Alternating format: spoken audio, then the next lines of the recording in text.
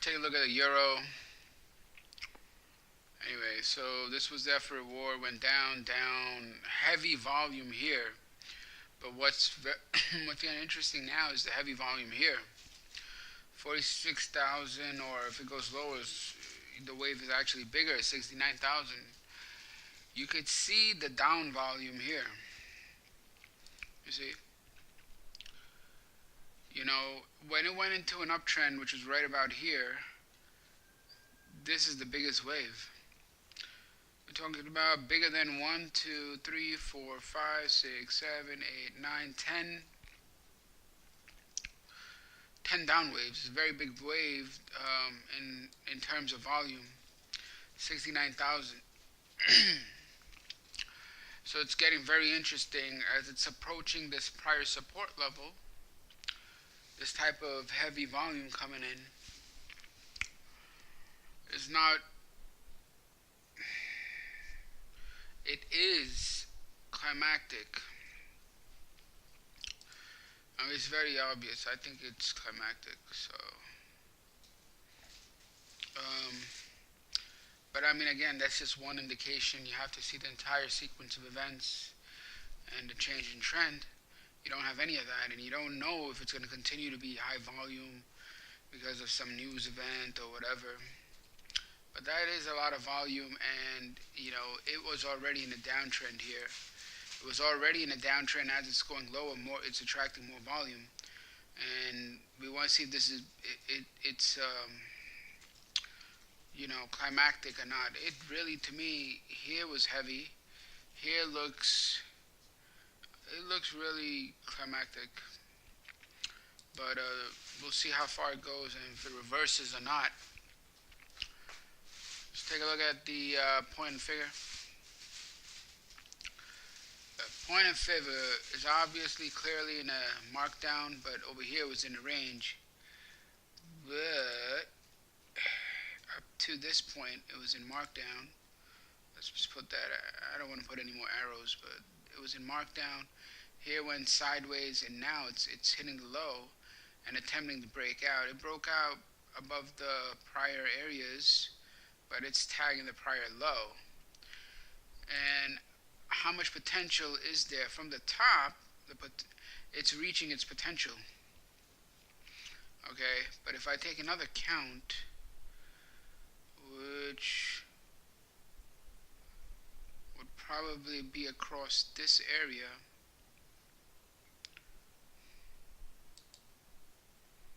like something like this, you have a little bit more room. You have 1, 2, 3, 4, 5, 6, 7, 8, 9, 10, 11, 12. You could probably go all the way here.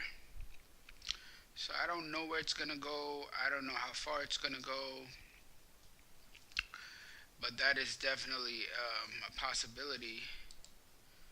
Let's see. 1, 2, 3, 4, 7, 8, 9, 10, 12. Around here. So we'll see. We'll see where it goes and where it reverses back up to test. So that pretty much does it for the euro. I don't see anything else. The only thing that really catches my attention is the climax. Now moving on to the GBP. This is also getting very interesting. Why is this interesting? It's moving down, and this was first evident. I mean, there was a low volume up here, but I think it was corrective, and then low volume at the top, downtrend continued. So basically up thrusted that area, continued lower. This time I'm not too sure. Over here there is low volume, and now you have price going down, but there's heavy volume coming in, and it's not breaking yet. So I'm just going to be looking at this area to see if there's a reversal back up. Maybe they want to bring it back up and test. That's a possibility.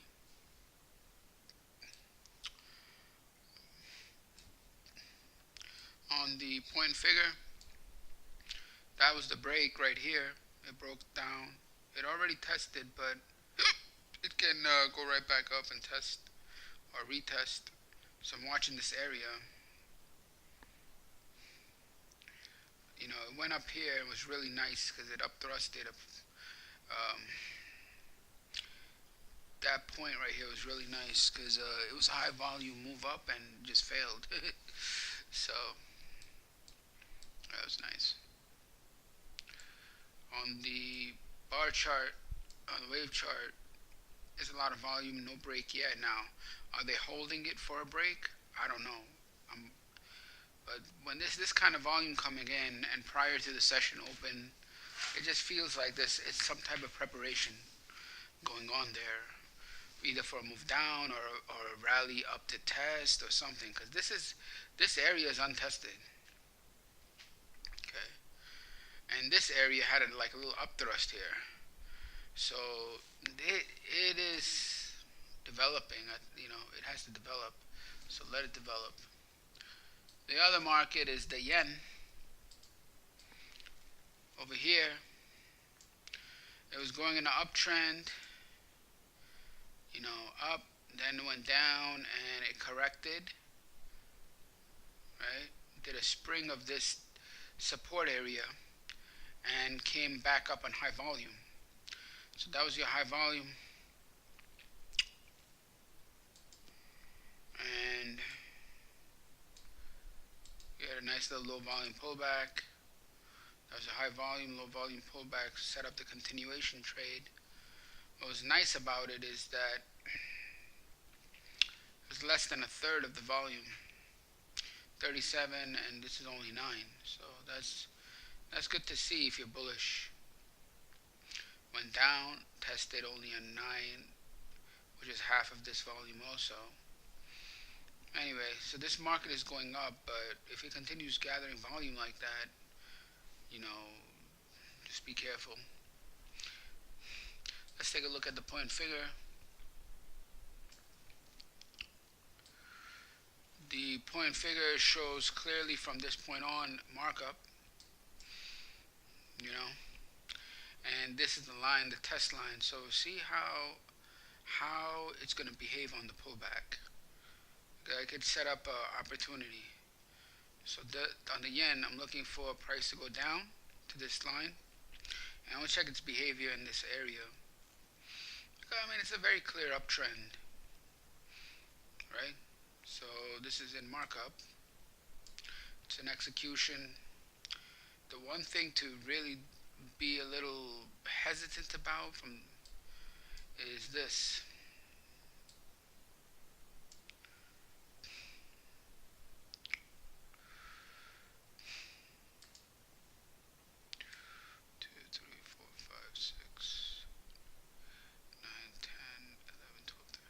Fulfill the count at that area. So that's when it fulfilled the count across this area, right?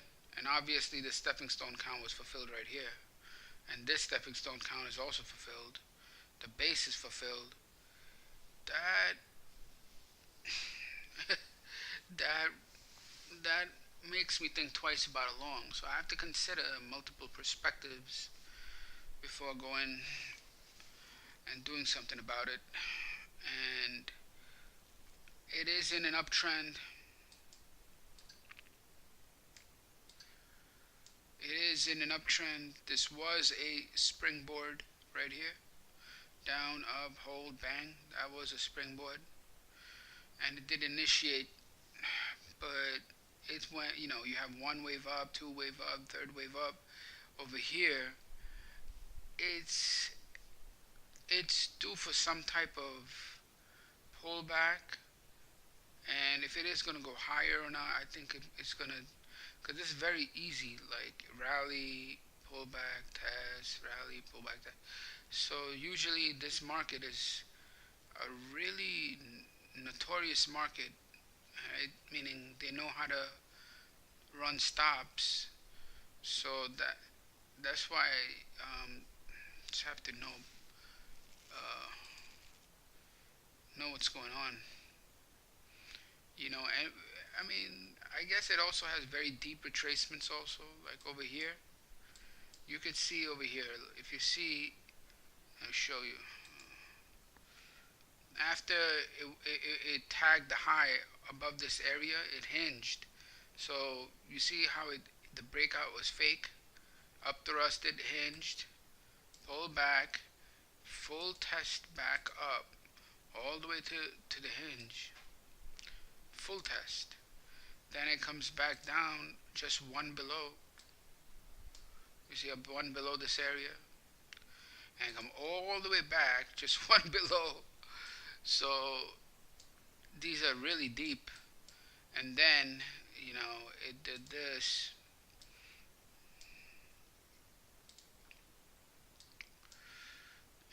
and it fooled people. I think it fooled them. When it went down here, right below this level, where's the right below this? This was accumulation, by the way, right here, that led to this markup. But anyway, come back to that later. You see how it dipped below and did a spring and or shakeout or spring, and then rallied up with this much strength, held, and rallied. So this market, as you can see, its tendencies to go all the way back up, down, all the way back up thrust here, spring here, another spring or shakeout here. So right here is another spring. Like where's the this one? Line.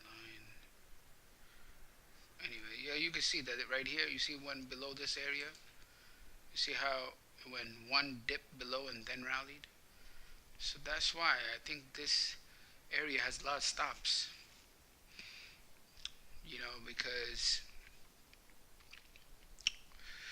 this is where people are trained to put their stops right here, and I think they're gonna get their head handed to them. Because it's very easy, and now you just have to manipulate the pullback to wipe them out right under here. It's very obvious looking. You know what I mean? So we'll see. Anyway, I'm gonna be looking for that pullback and seeing the behavior on it, and then that's all you can do. You just see the behavior and see that it makes any sense, and do whatever you need to do. Other than that, go watch my prior video. I talk about the process of trading, the real judgmental process.